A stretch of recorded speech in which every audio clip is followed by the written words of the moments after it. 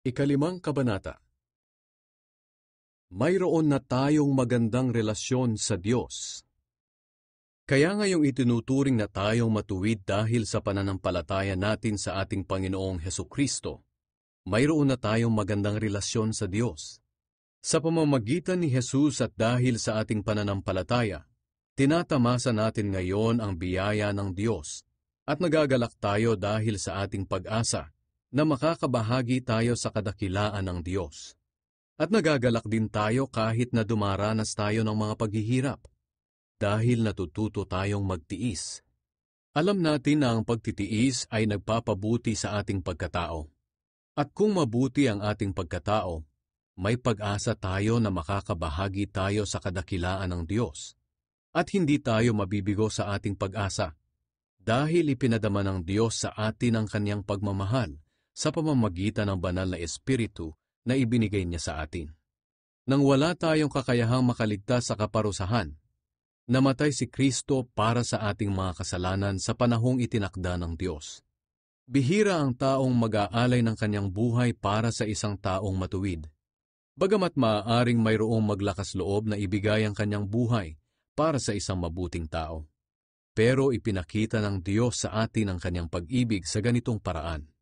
Kahit noong tayo'y makasalanan pa, namatay si Kristo para sa atin. At ngayong itinuring na tayong matuwid sa pamamagitan ng dugo ni Kristo, tiyak na maliligtas tayo sa parusa ng Diyos dahil kay Kristo. Dati kaaway tayo ng Diyos, pero ngayon, tinanggap na niya tayong mga kaibigan sa pamamagitan ng pagkamatay ng kanyang anak. At ngayong mayroon na tayong magandang relasyon sa Diyos, tiyak na ililigtas niya tayo sa kaparusahan sa pamamagitan ng buhay ni Kristo. Hindi lang iyan. Nagagalak tayo sa relasyon natin sa Diyos ngayon dahil sa ginawa ng ating Panginoong Hesukristo. Naibalik na ang magandang relasyon natin sa Diyos dahil sa Kanya. Si Adan at si Kristo. Dumating ang kasalanan sa mundo dahil sa paglabag ni Adan sa utos ng Diyos. At dahil sa kasalanan, dumating din ang kamatayan. Kaya lumaganap ang kamatayan sa lahat ng tao, dahil nagkasala ang lahat. Nasa mundo na ang kasalanan bago pa man ibigay ng Diyos ang kautusan. Pero hindi pinapanagot ang mga tao sa kanilang mga kasalanan, kung wala namang kautusan. Ganoon pa man, naghari pa rin ang kamatayan mula kay Adan hanggang kay Moises. Kahit sa mga taong hindi naman nagkasala ng tulad ni Adan, na lumabag sa utos ng Diyos. Si Adan ay larawan ng Kristo na nooy inaasahang darating. Pero magkaiba ang dalawang ito. Dahil ang kaloob ng Diyos ay hindi katulad sa kasalanan ni Adan. Totoo ngang nagdala ng kamatayan sa maraming tao ang kasalanan ni Adan. Pero mas nakakahigit ang biyaya at kaloob ng Diyos na dumating sa maraming tao sa pamamagitan ng isang tao na walang iba, kundi si Hesukristo. Ibang-iba ang idinulot ng kaloob ng Diyos sa idinulot ng kasalanan ni Adan. Ang kasalanan ni Adan ay nagdulot ng kaparusahan, pero ang kaloob na ibinigay ng Diyos sa kabila ng maraming kasalanan ay nagdulot ng kapatawaran. Dahil sa kasalanan ng isang tao, naghari ang kamatayan.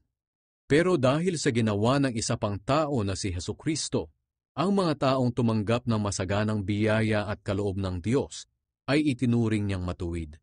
At maghahari sila sa buhay na walang hanggan. Kaya dahil sa kasalanan ng isang tao, ang lahat ay nahatulang maparusahan. Ganoon din naman dahil sa matuwid na ginawa ng isang tao, ang lahat ay maituturing na matuwid at mabibigyan ng bagong buhay.